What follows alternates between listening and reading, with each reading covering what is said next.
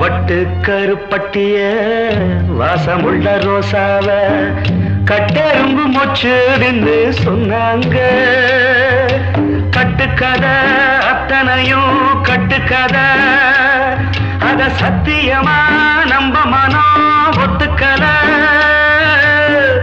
உச்சி வகுந்தெடுத்து பிச்சி பூ வச்ச கிளி பச்சை மலை பக்கத்தில மேயிருந்து சொன்னாங்க.